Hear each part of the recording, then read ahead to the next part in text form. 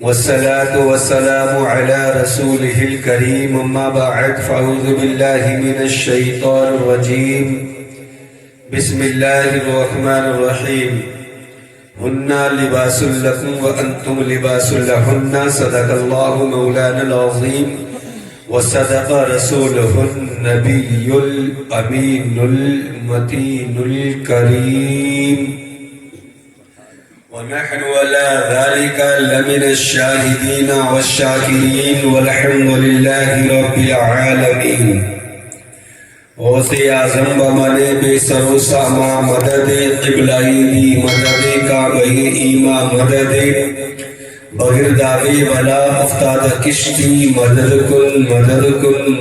کن یا معین الدین چشتی قادریم یا رہے یا غوث اعظمی زنم دمز شیخ احمد رضا کا قطب عالم مفتی اعظمی زنم تیری سرکار میں لاتا ہے رضا اس کو شفیع جو میرا غوث ہے اور لاڈلا بیٹا تیرا خدا شاہد ہے وہ بازار لگتا ہے مدینے میں جو جہاں میں نہیں ملے وہ ملتا ہے مدینے میں اور غلامی مصطفیٰ بن کر میں بک جاؤں مدینے میں محمد نام پر سودا سرے بازار ہو جائے محمد نام پر سودا سرے بازار ہو جائے کرم اتنا میرے سرکار ہو جائے نگاہیں منتظر رہ جائیں تیرا دیدار ہو جائے نگاہیں منتظر رہ جائیں تیرا دیدار ہو جائے آئیے حضرات ہم اور آپ سب سے پہلے حضور شاہ مدینہ راحت قلب سینہ غیاث دارین موتی کونین رسول بقا وجہ الصفا عین التقا حضور اکرم صلی اللہ تعالی علیہ وسلم کی بارگاہ میں جھوم جھوم کر لبوں کو چوم کر درود پاک پڑھے اللہم صلی علی سیدنا و مولانا محمد بارک وسلم صلاۃ سلام علیکہ یا رسول اللہ پورا مجمع درود پاک پڑھے بلند آواز سے آپ کم ہو مجھے اس کا کوئی غم نہیں کوئی پرواہ نہیں نہ انہیں اسٹیج کو ہے ممبر والوں کو اس لیے مولانا جلیس صاحب نے یہ شامیانہ لگایا یہ کرسی بچھائی ممبر سجایا مجھے بلایا انہیں سب کو بلایا یہ آئے آپ بھی آئے پیارے آپ کم ہو زیادہ ہمیں اس سے کوئی پرواہ نہیں ہوتی ہے کوئی ٹینشن نہیں ہے ان کا کام تھا انہوں نے یہ کیا اب اس کو قبول کرنا اپنی بارگاہ میں میرے رب کا کام ہے وہ جب چاہے قبولیت عطا فرمائے یہ تو وہ محفل ہے جو آتا ہے اپنی قسمتیں چمکاتا ہے لیکن یہیں پہ ایک بات نہیں کہتے ہوا اپنی بات کو آگے بڑھاؤں یہ شادی کی محفل ہے یہ محفل شادی کے موقع پہ سجانا میں نے پہلے ہی کہا جہاد اکبر ہے بڑا جہاد ہے لیکن جب یہ محفل نہ سجتی اگر اسی موقع پر اسی میدان میں نہیں بلکہ روڈ پہ کہہ لیجیے یہ تو بہت بڑی جگہ ہے اگر پر کٹی کبوتریوں کی محفل سج جاتی سمجھنا میرا اشارہ پر کٹی کبوتریوں کی اگر محفل سجی ہوتی تو یہ شامیانے لگے ہوئے نہیں ہوتے یہ ممبر شریف نہیں ہوتا یہ کرسیاں نہیں ہوتی آپ کے لیے سکون کی جگہ نہیں ہوتی صرف تھوڑے سے ٹیگ جگہ میں تھوڑے سے روڈ پر کٹی کبوتریاں ناچتی اپنے پروں کو پھڑپھڑاتی اور نوجوان اس طریقے سے ان پر پیسے لٹاتا اللہ اکبر یہی حال ہے میرے پیارے اسلامی بھائیوں اور وہ جوان بچیاں تو الگ رہی میری ماں بہنیں الگ رہی وہ بوڑھی اماں جس کے پیروں کا گھٹنوں کا لعاب بھی ختم ہو گیا ہو ڈنڈا کے چلنے والی ہو گھٹنے پکڑ کے چلنے والی ہو صبح کو اٹھے تو کراہٹ منہ سے نکلے لیکن وہ بھی کہتی ہے اے بیٹے ذرا ادھر پاس میں یہ بچہ پاس میں جائے گا یہ تو کہ اماں بول کیا کام ہے کہ میرا ہاتھ پکڑ کے مجھے بھی تو لے چل دیکھو کون ناچ رہا ہے کون عیش کر رہا ہے کون اچھا ناچ رہا ہے یہ بوڑھی اماں کا جواب ہوتا ہے یہ بوڑھی اماں کا خیال ہوتا ہے اور ہمارے بوڑھوں کا یہی حال ہوتا ہے میں نوجوانوں کی بات نہیں کر رہا ہوں نوجوانوں کا عالم تو یہ ہوتا ہے کہ ایک پیر ادھر ہو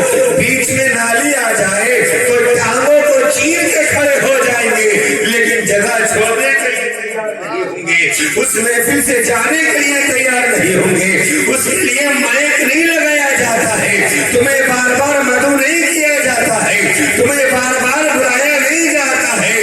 اللہ اکبر، وہاں تو بس ایک ڈی جے کی آواز لوگوں تک پہنچ جائے تو اس محلے کے نہیں بلکہ شیرگڑھ کے تھانے کے محلے سے بھی آ جاتے، اس محلے سے بھی آ جاتے، نہ جانے کہاں کہاں سے لوگ آ کے اس میدان کو بھر دیتے۔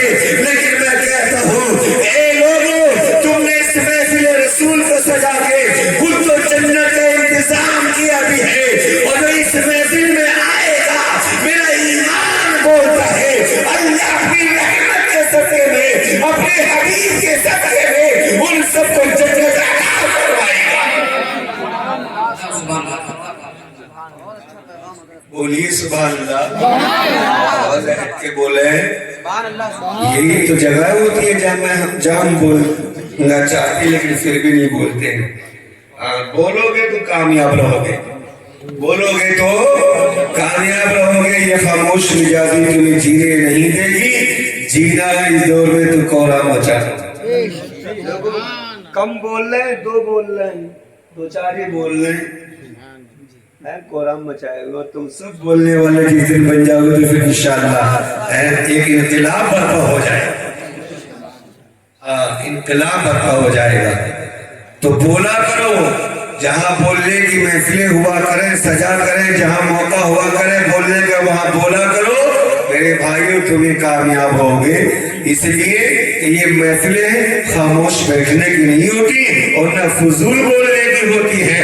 تو بولا کیا جائے، میرے نبی کا بیان ہے، میرے آقا فرماتے ہیں صحابہ کی محفل سجی ہوئی ہے، اللہ کے نبی نے فرمایا اے میرے صحابیوں، جب تم جنت کی کیاری میں جایا کرو، جب جنت کی کیاریوں میں جایا کرو تو اس میں سے کچھ چل لیا کرو۔ صحابہ عرض کرتے ہیں یا رسول اللہ، ہم تو جنت ابھی دیکھے بھی نہیں ہے، جنت کی کیاری کیا ہے اور ہم اس میں کیا کھا لیا کریں؟ تو آقا کریم صلی اللہ علیہ وسلم ارشاد فرماتے ہیں اے میرے صحابہ، جنت سے مراد، جنت کی کیاری سے مراد یہ ہے کہ جہاں پر میرا ذکر ہوتا ہے، اللہ اور رسول کا ذکر ہوتا ہے، وہ جگہ اللہ جنت کی کیاری بنا دیتا ہے۔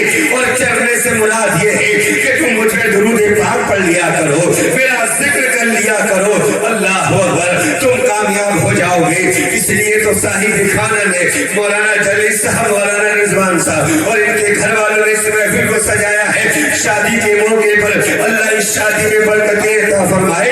میں نے قرآن عظیم کی آیت کریمہ تلاوت کی، دوسرا پارہ، اللہ ارشاد فرماتا ہے ہننا لباس لکم وانتم لباس لہن، جس کا ترجمہ یہ ہے، جس کا مطلب یہ ہے کہ مرد عورتوں کے لباس ہے اور عورتیں مردوں کے لباس ہے۔ یہ قرآن بول رہا ہے، یہ اللہ کا فرمان بول رہا ہے، یہ کسی کے گھر کی بولی نہیں ہے، کسی کے باپ کی بولی نہیں ہے، بلکہ اللہ پاک کا قرآن اعلان فرما رہا ہے۔ دوسرا پارہ بول رہا ہے ہننا لباس لکم وانتم لباس لہن، یعنی مرد عورتوں کے لباس ہے اور عورتیں مردوں کا لباس ہے۔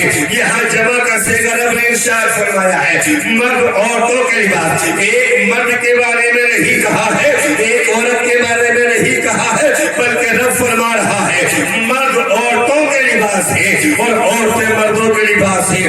اب کون مرد اور کون عورت ہے؟ آؤ میں آپ کو بتاتا ہوں، چلو وہ مرد جن کے نکاح ہونے والے ہیں، ان کی بیویوں سے جن کے ان کے نکاح میں جو آنے والی ہے، وہ مرد ان کے لیے لباس بن گئے ہیں اور وہی عورتیں ان کے لیے لباس بن گئی ہیں۔ اور لباس کے بے شمار فائدے ہوتے ہیں، لباس کے بے شمار فائدے ہوتے ہیں۔ آؤ میں آپ کی ایک دنیاوی مثال دے کے آگے بڑھوں۔ دیکھیے لباس کا فائدے اتنے ہوتے ہیں، اگر آپ نے اپنے جسم پہ اچھا لباس پہن لیا، پیارے اسلامی بھائیوں، اچھا لباس پہن کے کسی بستی سے آپ گزر جائیں، کسی راستے سے آپ گزر جائیں تو لوگ کہیں گے پیسے والا معلوم ہو رہا ہے، اونچے خاندان والا معلوم ہو رہا ہے، اس کے جسم پہ اعلیٰ لباس ہے، بڑا اچھا لگ رہا ہے۔ اور یہی لباس اگر جسم سے اتر جائے اور روڈ پر جب آج انسان آ جائے تو دیکھنے والے کہیں گے اس کے جسم پہ لباس نہیں ہے، یہ برہنہ ہے، ننگا ہے، یہ پاگل ہو گیا ہے، یہ دیوانہ ہو گیا ہے، یہ مجنون بن گیا ہے۔ اور لوگ دیوانہ کہنے والے ہیں، لوگ مجنون کہہ رہے ہیں، بچے پتھر مار رہے ہیں۔ میں پوچھتا ہوں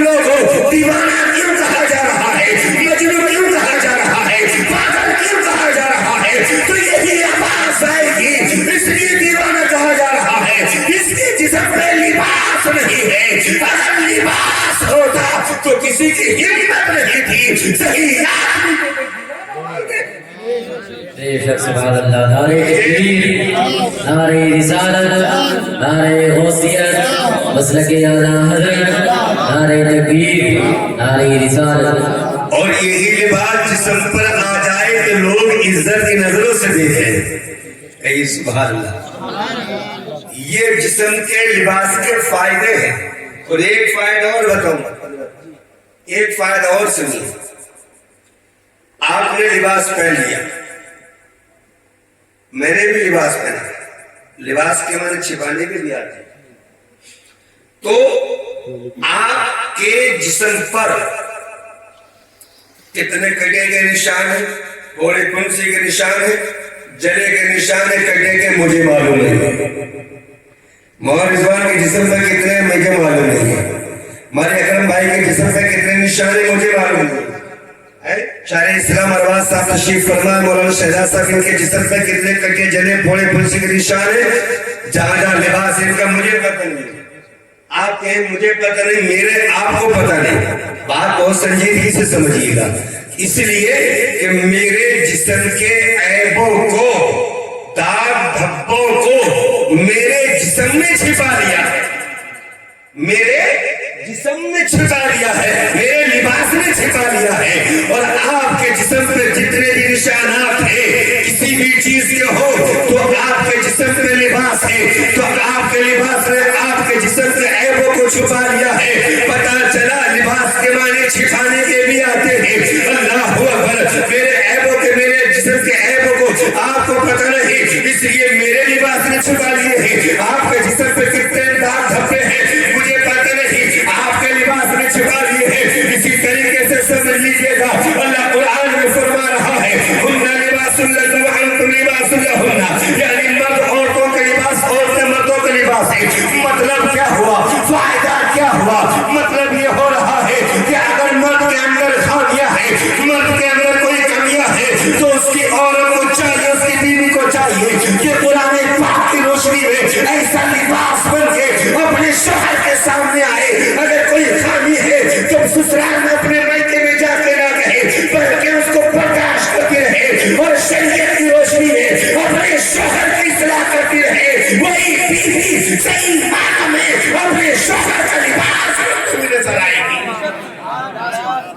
بولیے، وہی بیوی اپنے شوہر کا لباس بنتے ہوئے نظر آئے گی. اور اگر آگے اگلا جملہ سنو، اگر عورت کے اندر کوئی خامی ہے، عورت کے اندر کوئی کمی ہے، عورت کے اندر کوئی پریشانی ہے تو مردوں کو چاہیے، ان کے شوہروں کو چاہیے کہ وہ قرآن و حدیث کی روشنی میں اپنی بیوی کے لیے، اپنی اہلیہ کے لیے ایسا لباس بند ہوا نظر آئے کہ اس کے عیبوں کو چھپا کر لے. اللہ اکبر. اس کو عیبوں کو اپنے دوستوں میں شیئر نہ کرے، اپنے پیار دوستوں میں نہ بتائے، بلکہ اس کی باتوں کو چھپائے. اور جیسے قرآن نے اعلان فرمایا ہے کہ مرد عورتوں کا لباس ہے تو وہی لباس بن کے اپنی بیوی کے سامنے رہے اور بیوی شوہر کے ساتھ میں رہے. تو قسم خدا کی اس گھر میں پیارے جب اولاد ہوگی تو وہ بھی برکت والی ہوگی. اس گھر میں دلہن رہے گی تو رب کی رحمتیں برستی رہیں گی، رب کے کرم کی بارشیں ہوتی رہیں گی. وہ گھر کبھی جھگڑوں کا میدان نہیں بنے گا.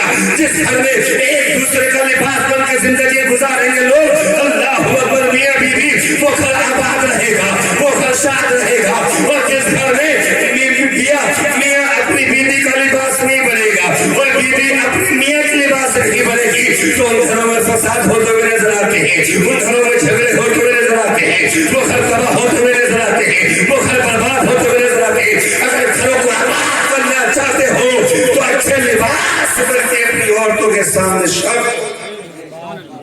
اسی میں کامیابی ہے، اسی میں کامرانی ہے. درود پاک میں اللہم صلی علی سیدنا و مولانا محمد بارک وسلم، صلاۃ و سلام علیکہ یا رسول اللہ صلی اللہ علیہ وسلم. دیکھیے، شادی کو ہم نے صرف ایک دنیا کا کام سمجھ لیا ہے. چند باتیں سنیں. شادی کو ہم نے صرف دنیاوی کام سمجھ لیا ہے، نکاح کر لو، شادی کر لو اور جیسے چاہو ویسے زندگی گزارو. نہیں، بلکہ میرے نبی فرماتے ہیں میرے غلاموں، تمہارا آدھا دین، آدھا اسلام تمہارے نکاح میں ہے، آدھا دین تمہارا شادی میں ہے، نکاح میں ہے. لیکن آج ہم نے شادی کو صرف دنیاوی سنتی طریقے سے لے لیا اور یہ دنیا کے ہم رسم سمجھ لی نہیں، بلکہ میرے آقا فرماتے ہیں تم جب نکاح کر لیتے ہو تو آدھے ایمان آدھے مسلمان ہو جاتے ہو، ابھی کامل مسلمان نہیں۔ صحابہ نے عرض کیا یا رسول اللہ کامل مسلمان ہونے کے لیے ہمیں کیا کرنا پڑے گا؟ تو اللہ کے نبی نے ارشاد فرمایا کامل مسلمان ہونے کے لیے تمہارے لیے اتنا کافی ہے، اب اللہ و رسول سے ڈرتے رہو، اس کے فرامین پر عمل کرتے رہو، نمازوں کی پابندی کرتے رہو، خدا کا خوف سینے میں بھر لو، تم کامل مسلمان ہو جاؤ گے، تم مکمل مسلمان ہو جاؤ گے، تم مکمل ایمان والے ہو جاؤ گے۔ یہی تو پیارے اسلام بھائی میرے نبی کی سنت ہے۔ آقا فرماتے ہیں النکاح من سنتی ومن راغب عن سنتی فلیس منی، میرے نبی فرماتے ہیں نکاح کرنا میری سنت ہے، اور جس نے میری سنت سے اعراض کیا وہ میرے طریقے پر نہیں ہے، اور جو مصطفیٰ کے طریقے پر نہیں ہوتا ہے وہ جہنم کے طریقے پر ہے، اور جس نے اس پر عمل کر لیا ہے آقا فرماتے ہیں وہ میرے طریقے پر ہے، اور جو مصطفیٰ کے طریقے پر ہوتا ہے وہ جنت کے راستے پر ہوتا ہے، جو مصطفیٰ کے دامن کو تھام لیتا ہے قسم خدا کی وہ مصطفیٰ کا سچا غلام ہوتا ہے۔ آقا فرماتے ہیں نکاح کرو، نکاح میری سنت ہے، لیکن پیارے نکاح کرنا کبھی سنت ہے، کبھی حرام ہے، کبھی فرض ہے، کبھی واجب ہوتا ہے۔ نکاح کرنا سنت بھی ہے، واجب بھی ہے، فرض بھی ہے اور حرام بھی۔ نکاح کرنا حرام بھی ہے اور فرض بھی ہے۔ آؤ یہ چار باتیں سنو۔ نکاح کرنا سنت کب، فرض کب ہے؟ آقا کریم صلی اللہ علیہ وسلم سے صحابہ نے عرض کیا یا رسول اللہ نکاح کرنا فرض کب ہے؟ تو میرے آقا فرماتے ہیں جب تم گناہوں کے دلدل میں پورے پھنس جاؤ اور تمہیں یقین کامل ہو جائے کہ اب میں حرام کاری سے نہیں بچ پاؤں گا۔ یقین کامل کی بات یہاں کر رہا ہوں میں، تمہیں یقین کامل ہو اب میں گناہ سے نہیں بچ پاؤں گا، زنا سے نہیں بچ پاؤں گا، اب مجھ سے زنا ہو جائے گا، تو آقا فرماتے ہیں ایسی صورت میں تم نکاح کر لو، اب تم پر نکاح فرض ہو گیا ہے، اور واجب اس وقت میں ہے کہ جب تم گناہ کے طرف تمہارے قدم بڑھنے لگے، یقین کامل نہیں ہے لیکن یہ گناہ ہو سکتا ہے، تو اس وقت میں نکاح کرنا واجب ہوتا ہے، اور سنت اس وقت میں ہے کہ جب تمہیں یقین ہو مجھ سے گناہ نہیں ہوگا، میرے قدم ابھی گناہ کی طرف نہیں بڑھیں گے، اور جوان تم ہو جاتے ہو، بالغ تم ہو گئے ہو، نکاح کے لائق ہو گئے ہو، تو چاہیے تم نکاح کر لو، اس لیے کہ اس وقت میں نکاح کرنا سنت ہے، اور حرام اس وقت ہوتا ہے، نہ تم اپنی بیوی کے اخراجات اٹھا سکتے ہو، نہ رہنے کے لیے مکان دے سکتے ہو، نہ اس کے ساتھ میاں بیوی جیسے معاملات قائم کر سکتے ہو، اس کا حق ادا نہیں کر سکتے ہو، اللہ اکبر کبیرہ، اور جب تم اس کا حق ادا نہیں کرو گے وہ ادھر آ کر منہ مارے گی تکے گی اپنی حرش کو گزارنے کے لیے۔ آقا فرماتے ہیں ایسی حالت میں نکاح کرنا حرام، ایسی صورت میں نکاح کرنا حرام بھی ہے۔ تو ہمیں کون سا طریقہ اختیار کرنا چاہیے؟ جو سنت ہے میرے نبی کی، ہمیں سنت والا طریقہ، جب ہمارے بچے اس لائق ہو جائیں، حد بلوغت کو پہنچ جائیں، تو ان کے والدین کو چاہیے کہ وہ اپنے بچوں کے نکاح کر لیں، سبحان اللہ، وہ اپنے بچوں کے نکاح کر لیں۔ اس لیے اور اللہ کی حدیث پاک ہے، میرے نبی کا فرمان ہے، میرے آقا فرماتے ہیں کہ جب نکاح کیا